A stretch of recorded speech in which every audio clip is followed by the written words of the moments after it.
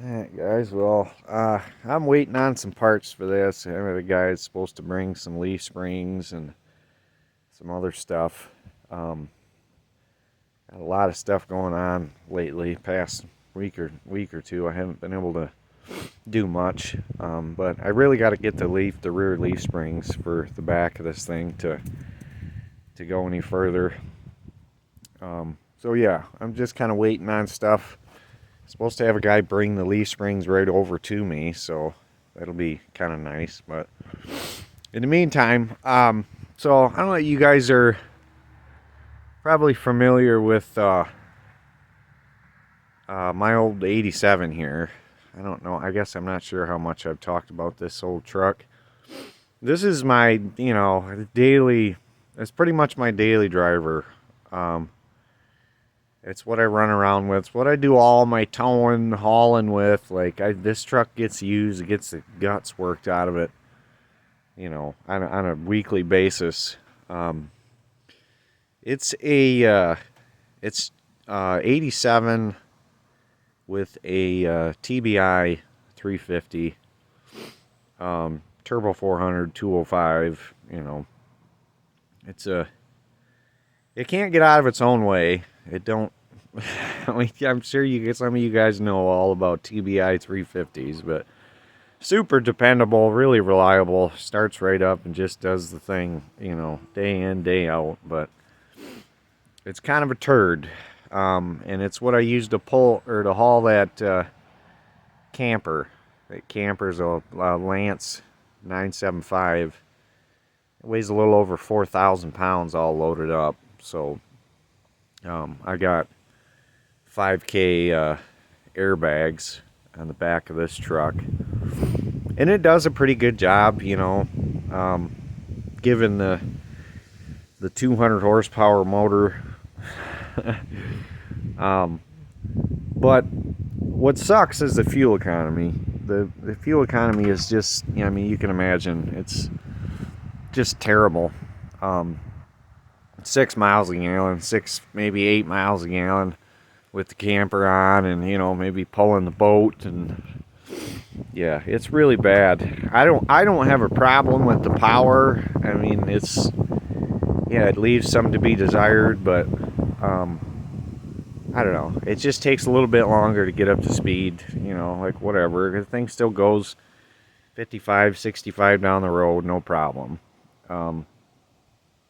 But the fuel economy is just killing me. So,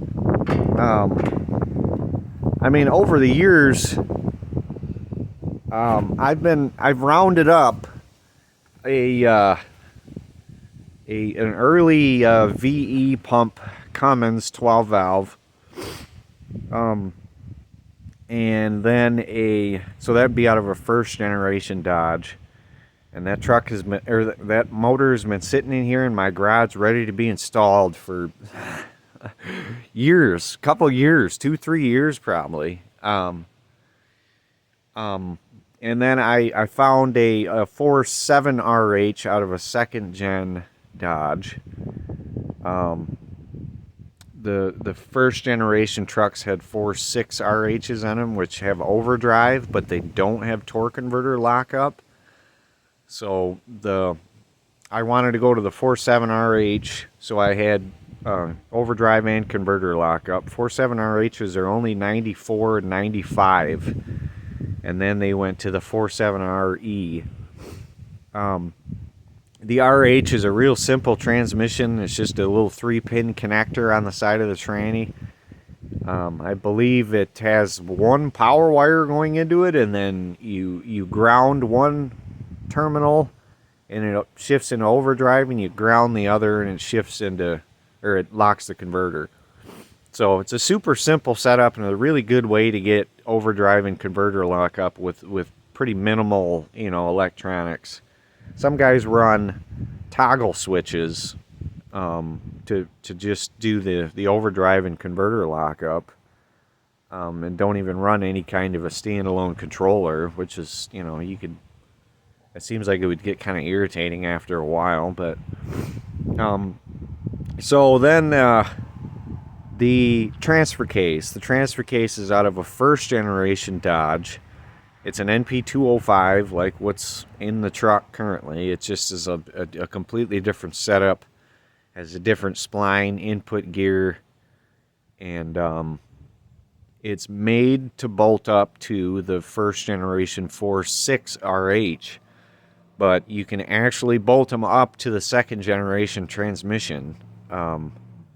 You just have to seal the extension housing against the transfer case and then remove the rear output seal on the transmission, basically. And then they bolt right up. There's no adapters. They go right on. So that was going to be the whole drivetrain for this truck. And then, like I said, I have all the stuff. I've rounded it all up. But I just could never do the project because, like, this is my working truck. You know, like, it gets used every day, you know. So I just never got around to it. You know, I always had some kind of, like, an intent to maybe just go buy some beater piece of junk, you know, like a 90s Chevy or something for $1,500 and just, so I had a pickup, and then tear this thing down. So yeah, it's just been on a side burner. And so more recently, with the lot of camping that we've been doing, it's like these past 2 summers, we've been using the camper quite a bit. And the wife is not a fan of the regular cab. And, you know, I just shrugged it off, like, whatever, I don't care. I like my regular cabs, damn it. But, you know, I can understand where she's coming from. Like, that camper, there's very little storage on those truck bed campers, even one as big as a 975. You put the one slide out in, and there's nowhere to put anything. And then you can't put anything in the truck either, you know. It's me and her and the dog up in the cab, and that's it. So, you know, I started second guessing myself, like, do I really actually want to put the diesel in this regular cab truck? So more recently, in the past few months, a good friend of mine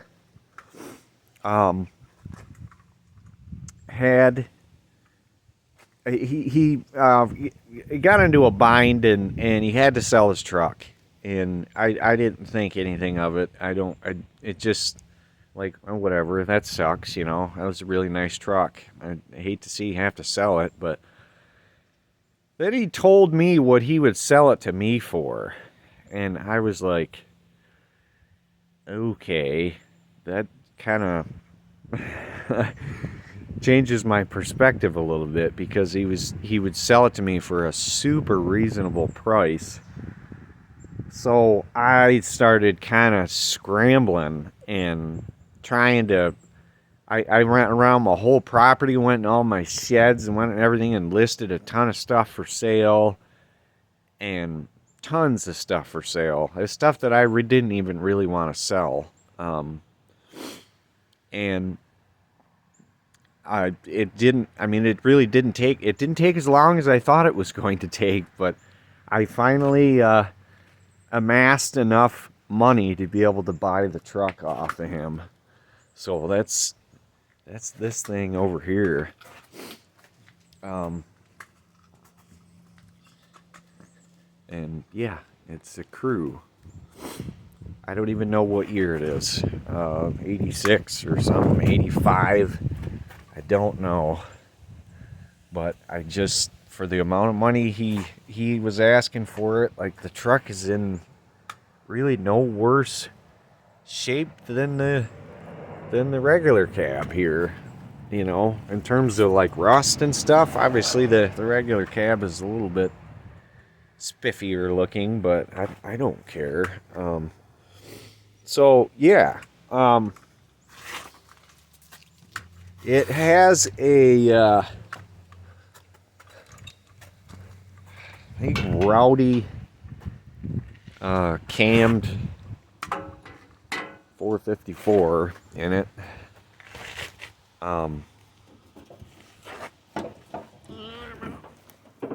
Oh, yeah.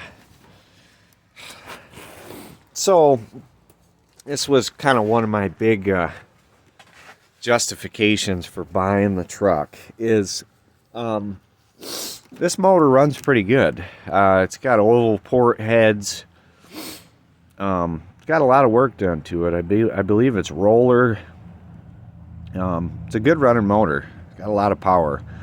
It was in a mud truck. It was in another friend of mine's mud truck for a long time. It's a nasty little engine. So I can.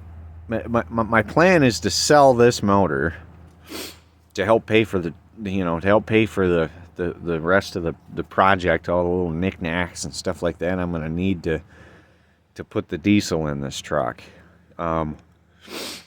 So he put a built 700 R4 behind this motor. So you can imagine what happened with that, and why the truck had to be trailered here. Yeah, so that thing is completely smoldered. Behind that, he's got a 208 transfer case. So, the 208 is just going to get sold, go down the road.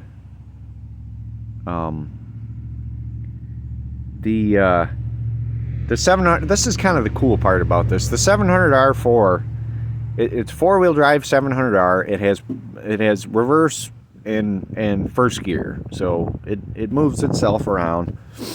So my Jeep, the 5.3 swapped gray Jeep over there, it needs some work underneath. It needs some frame rail repair, so it's just been sitting. I haven't been using it. But I am sick and tired of the stick in that thing, man. Like, I love the AX15. I had a lot of fun with it for a long time, but it's got to go, man. I'm too gimped up.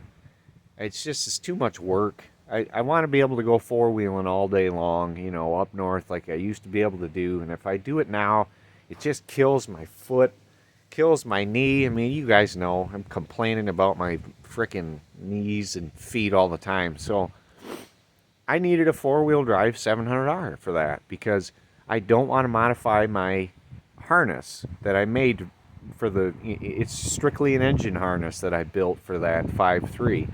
And I'd really rather not completely put a whole nother harness in it so I could put an electronic tranny in it. So I wanted to just put a built 700R in it. Well, here's my donor tranny. So it's kind of cool. It works out. So the other thing, it's got four extra rear doors that come with it. I don't really know what they might just sell those. I don't know. The rear doors that are on it aren't in that bad a shape. But, so this is another thing that comes with it here. That's a four-wheel drive 4L80E. And it apparently came with the truck. The guy he bought it from gave him this transmission that apparently still works. He doesn't know much more about it aside from the guy said it still works, but a four-wheel drive 4L80E is exactly what I need for the 83, the bare chassis over here, to go behind the 454. I have the very hard to find 86 to 91 round pattern 32 spline NP205. I have it. I've had it for years. I got it out of a truck that was going to scrap at my old job. And that transfer case with nothing but pretty much a spacer, an aluminum spacer in between this transmission and the transfer case, slides right on. I mean, no adapters, nothing, no fancy hardware required at all. So I kind of, figured it's just like the perfect drivetrain to run, in the off-road truck, So I don't know. It's really cool. It's like I'm getting my crew cab to finally do my Cummins swap, but the stuff that comes with it is contributing to like 2 other projects too, So it's really slick. So yeah, I now have 2 trucks to put together this winter. This one, it's a 12 valve. You guys know there's one frickin' wire to run everything on. Like it doesn't get any simpler. The hardest part is getting it in there and getting it, sitting in the frame. So I just don't envision this project being all that intensive. I really don't. It's just an engine swap. It's the same thing I did on the gray Jeep, I guess, sort of. And that only took a month and a half. It didn't take very long at all. So, yeah, first order of business, get the whole drivetrain out of this, get the stuff sold that needs sold. So, I have a little bit of money to buy the engine mounts and a few other things that I need. I don't need much. He already had the bed off of this because he replaced both tanks for me. It's got 2 brand new fuel tanks in it, and he was wrestling with the filler necks or something, I don't know, but he completely unbolted the bed for me already, which is perfect because I wanted to take it off anyways to do the conversion, and I may not even use it. I may fix this bed, but it may end up just going to a flatbed. Like a flatbed would be a lot nicer with that camper on the back, because then I could have side boxes, and have even more storage. But either way, I might, the bed it's not terrible shape, but the biggest thing is back here. It's missing quite a bit out of this this sill here, and then the tailgate hinge is gone. But the rest of the underside of the bed is in pretty good shape. All the other cross members going across, they're not that bad. So I guess we'll see. I would like a flat bed, but I mean, the regular bed being on it, it just look a lot nicer. But either way, bed coming off, and then I'm gonna just take the whole front clip off of it to do the diesel. Get the diesel, get everything in this thing as quick as possible, and get it, running, get it going down the road, and then I can nitpick and paint the truck and do all the other little. It's not. I'm not totally restoring this thing into a showroom vehicle. Like, this is going to be a working truck. It's going to be a kind of banged up, scratched and dented truck, just like this one is. So if anything, it's just going to get a cheap paint job thrown on it, and that's it, man. Like, my working trucks, I have no desire to make them absolutely flawless, perfect, So, yeah, I'm going to be just continuing to bounce back and forth between the 83 and whatever the hell year this thing is. And it's kind of funny. I mean, they might kind of come out to be, they might get finished close to around the same time, And then the question will be after that is whether I keep this truck. If I'm being logical, like, really, this thing should go down the road. I'll have a 1-ton single rear wheel truck over there with a big block in it, and I don't know. I don't really see. I as much as I like being a collector, I think this thing would just kind of sit around and wouldn't really get used much. Unless I did something stupid with it, like I debated on putting a Duramax in it down the road, you know, swapping an LBZ and an Allison 6-speed into this thing. That would be freaking awesome, but that'll be down the road. We'll get these other two done, and then we'll go from there. And if old Hips here is just kind of sitting around collecting dust, then, you know, we'll send this thing down the road to a new owner. So, yeah. Good deal, guys. So, yeah. I'll keep you in the loop. Like I said, I got a lot of work to do this winter. Thank you.